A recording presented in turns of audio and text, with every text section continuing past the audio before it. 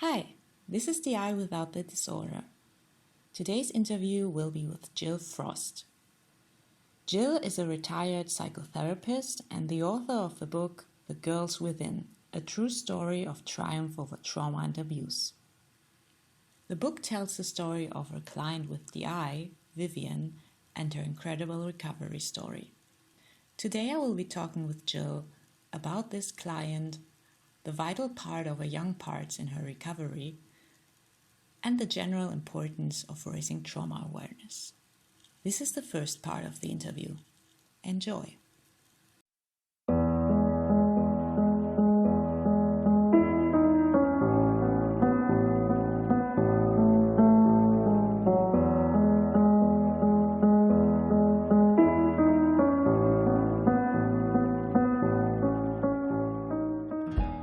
So, welcome, Gill Frost. Thank you for being here. Thank you for doing this interview. And could you please give us a short introduction of yourself? Yes, certainly. Thank you so much for inviting me to be interviewed. Well, I'm Gill Frost, and I retired as a psychotherapist about 4 years ago. But I started my therapeutic life about 35, 40 years ago. And so I have a rich experience of working with all kinds of people. And funnily enough, I started off as a couple counsellor at an agency called Relate in the UK. And it was all about working with relationships, couples and all that kind of stuff. And I really loved being a couple counsellor. But then as my time went on, I trained as a psychodynamic therapist. And once I'd got my training, I looked at my private clients that I saw in private practice, and I realized that for the last 15, 20 years of my practice, the majority of my clients had traumatized childhoods. I didn't go seeking them. It seemed as though they were kind of seeking me out somehow in the universe. They realized that perhaps I had something to offer them. But the client who absolutely took my breath away was a client who I've written a book about. It's called The Girls Within. But she came to me and I worked with her for 6 years, and I thought she had PTSD, post-traumatic stress disorder, as a result of a very, very, very traumatized and abusive childhood. But what I hadn't realized was actually that she had a dissociative identity problem. And she had younger parts that actually were aching, itching, longing to come out. And I was so shocked when I first met my client, who was middle-aged, my friend. I first met her 6-year-old because I had had no training whatsoever in working with dissociative identities or childhood trauma even. And it was like, oh my gosh, what have I got to do? But I've been working with my client for 6 years, so I couldn't abandon her. So I did this sort of supercharged, speeded up training. I went to everything and anything that was available that could inform me about people who had dissociated identities, who had had childhood trauma and abuse. And that training, which took me about a year, really was actually a godsend. And so basically I did my training on the hoof, and then I also dared to spend another year whilst alongside working with my client, working in an energy therapy called advanced integrative therapy. And all I can say is that my greatest learning about childhood trauma and how it impacts adult mental health came from 2 of my clients who had the most dreadful pasts when they were young, and they taught me more than any of the academic training or the many books that I read. So that's why I'm here today, really, to talk to you and to perhaps give you some insight into some of the things that I have discovered through working with 2 people over a long period of years, twice a week. And I hope that I might have something to offer anybody who's listening to this podcast.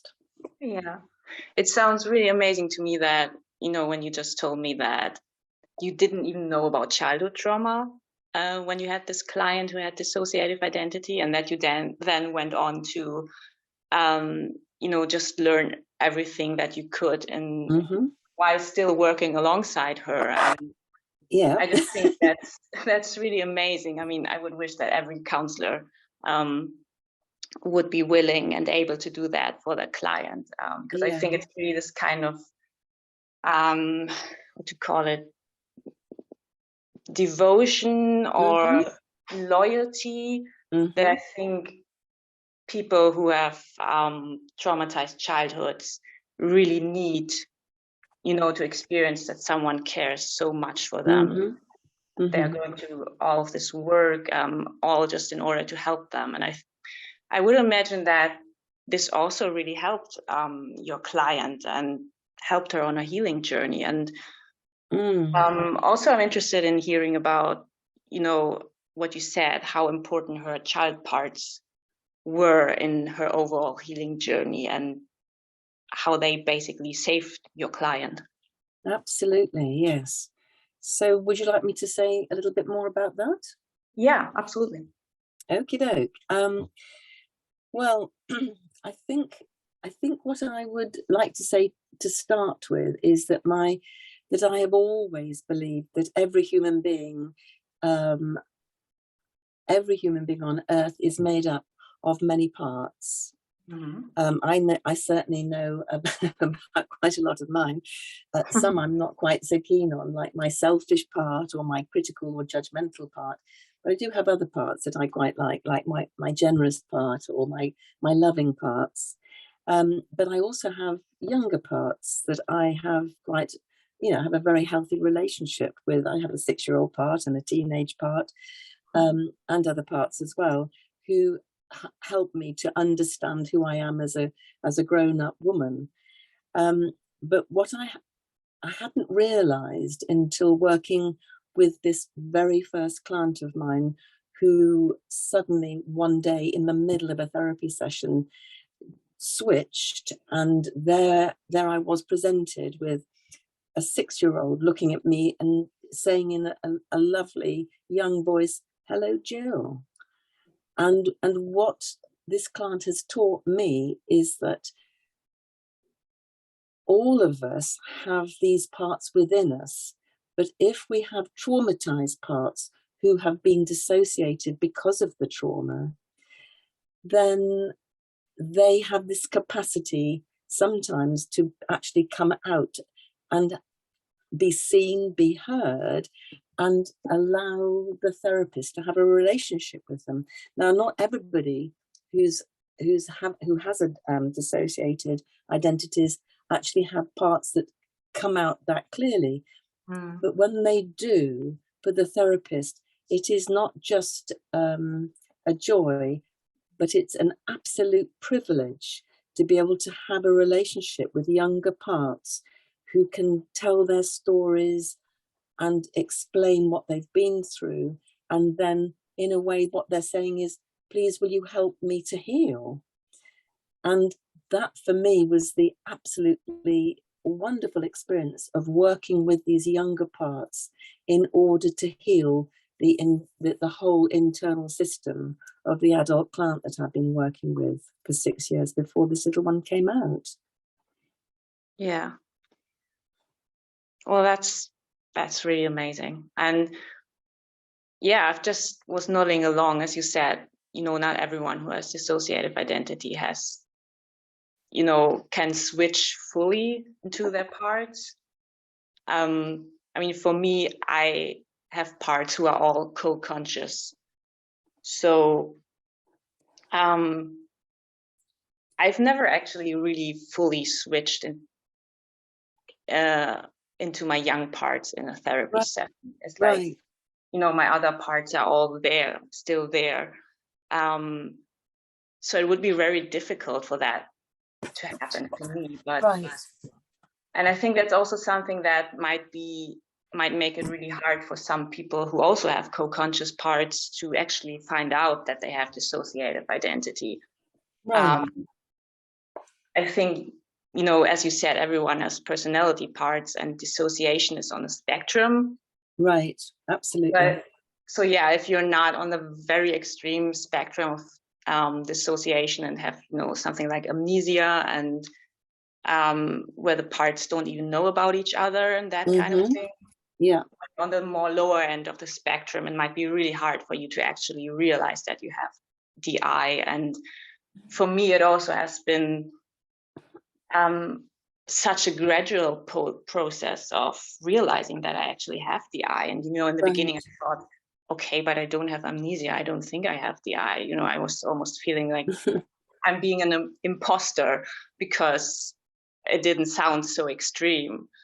So I think it's really important also to share awareness of how, dissociation is a spectrum and everyone has personality parts. And there's not like a threshold or a point where you say, okay, on one side of this, you don't have DI, and on the other side, you have DI. It's like really, really gradual. Yeah. And I think I thank you for raising that, because in fact, once I had done, a fair amount of training, and once I had engaged with working with this adult client of mine, and working not only with her directly as an adult, but also these younger parts, what I was aware of, to my absolute sorrow, was the fact that I realized that I had had other clients who had a much, much more subtle presentation of DI.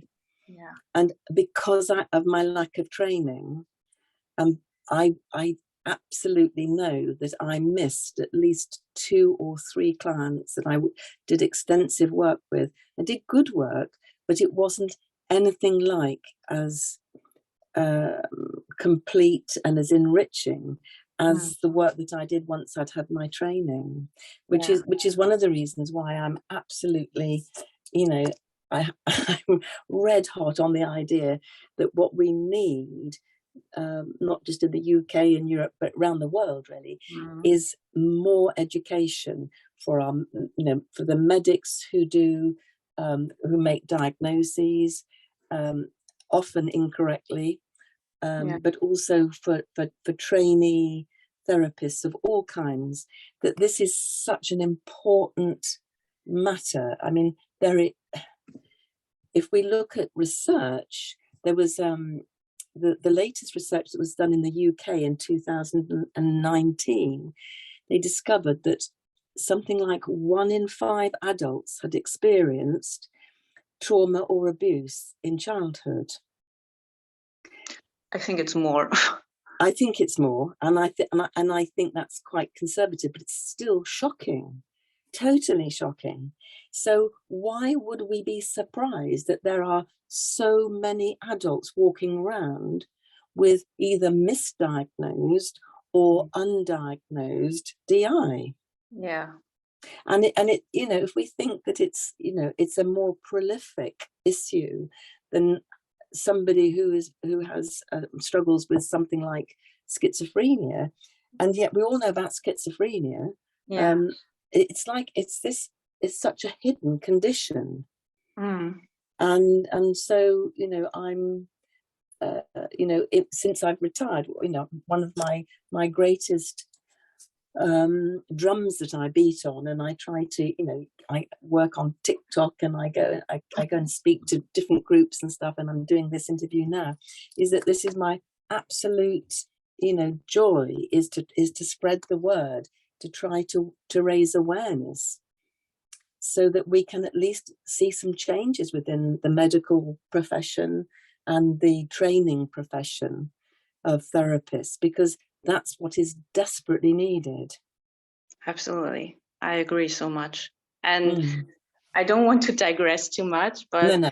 I just wanted to add that I think it's also really important that society as a whole learns, I guess when people hear about DI, or when they know a little bit about it, they might think, oh, it's something that comes from, some really extreme, in quotation marks, abuse. It might be abuse or sexual abuse. Yeah. But I think it's also really important to learn that it can come from any kind of abuse. It's dependent on the type. And I think the kind of abuse that is most common is actually emotional neglect in our society. Mm-hmm. And you can absolutely have the eye from that. I have the eye from that. So I think that's very near to my heart, and it feels very personal to me to spread the awareness about emotional neglect and how badly the consequences can be from that, how much trauma you can have from that. And so I think that's all connected, just raising trauma awareness in general.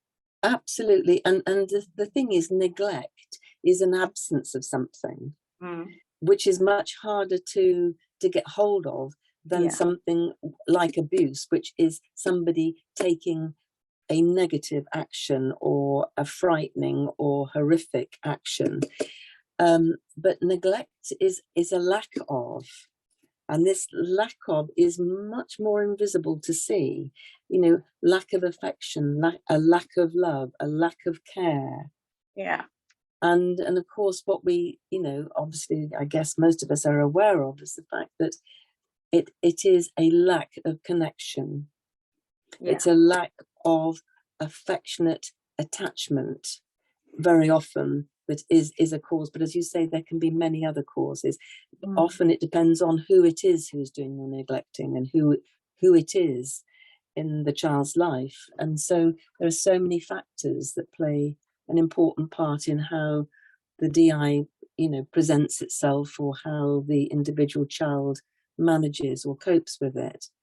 But basically, you and I, Laura, are in absolute agreement that it's way past time that our society needs to wake up and do something to make a difference. Because I always think that for children who have to put up with either trauma, abuse, or neglect, or a lack of loving attention, they suffer in silence. And the problem is that they grow up to be adults who still have to suffer very often in silence. Yeah. And that's heartbreaking.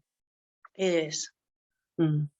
And so, do you want to tell us a bit more about how the child parts of this one client, your first DI client, how they took charge of the healing, and also about the energy therapy? I'd love to, because the thing is that this client of mine who I wrote the book about, obviously all the names have been changed and the circumstances likewise, but I called my client, my adult client, Vivian, and the very first part who I had the privilege of meeting and the joy of getting to know and love and work with is called Little Vivi, and she told me right from the outset that she's 6 and she always will be 6. And, I think the thing that was so wonderful is that she was so phenomenally open with me, almost right from the start. And it almost seemed as if she'd been eavesdropping before coming out. So she kind of knew something about me. And I think she knew that she could trust me a little bit, although trust was a massively big issue for her. And so we spent the first few months just talking, listening. And of course, the one thing she said to me really early on, she said, Jill, do you have a family? Have you got children? Have you got girls and boys of your own? Now, the thing is, as a psychotherapist, the one thing I'm trained to do is actually not to disclose stuff about me for all sorts of reasons, which I won't go into now. But I instinctively knew, and in supervision, it was confirmed that if she didn't know something about me, then how on earth could she trust me? Oh, yeah. And so I my toes curled at times. I say, well, yes, I do have children. They're grown up now. What are they called? I'm thinking, oh God, I've been a therapist for decades, and nobody knew anything about me, whether I was married, got children, or what. Yeah. And there I am telling this little 6-year-old God. And where are you going on holiday, Jill? I think, oh my goodness me, does she really want to know I'm going to Devon or Greece or wherever it was? But the thing was, these were the foundation stones. And how could she trust me and tell me things about herself if I wasn't telling her stuff about me?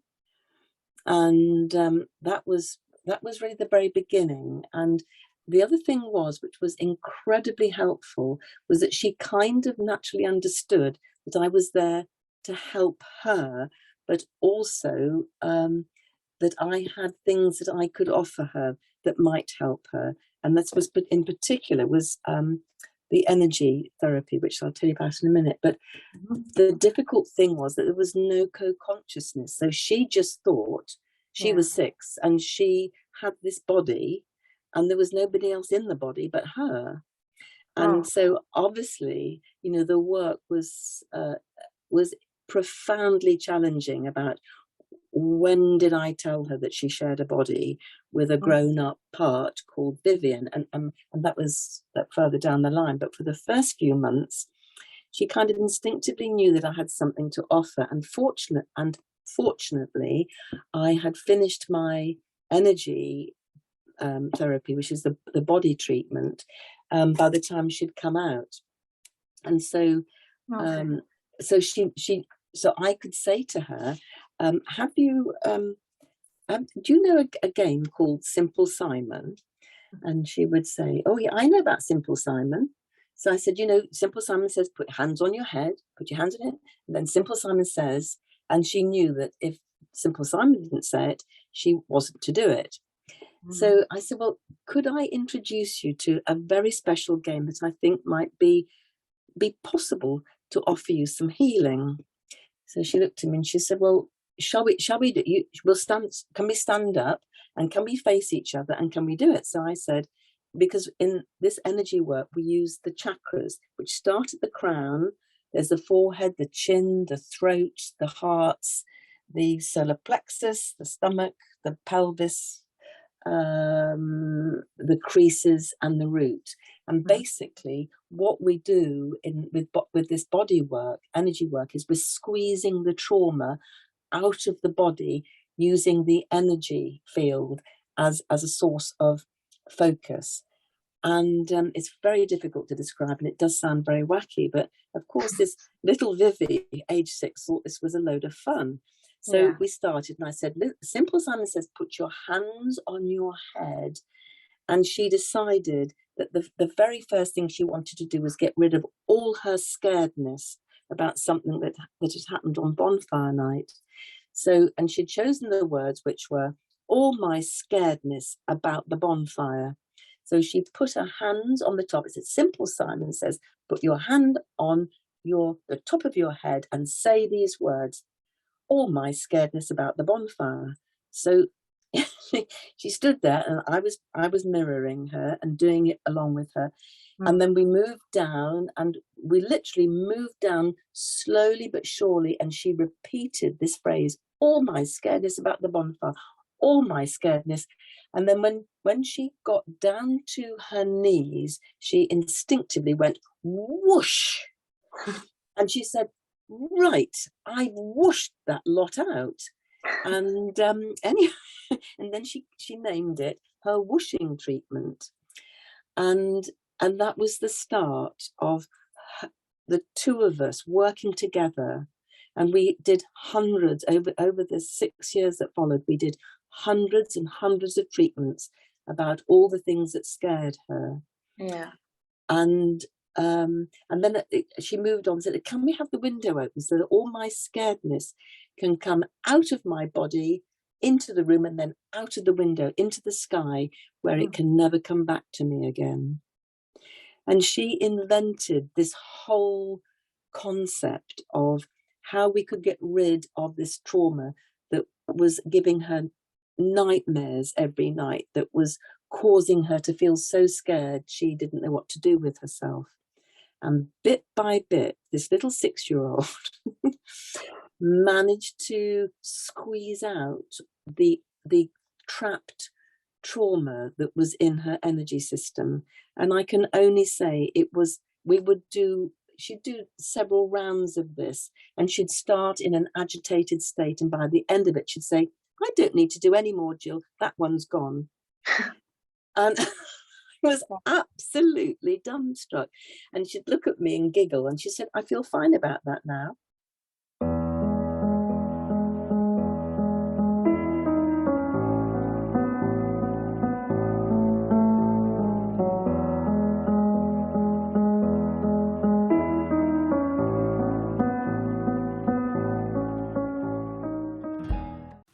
This was the first part of this interview.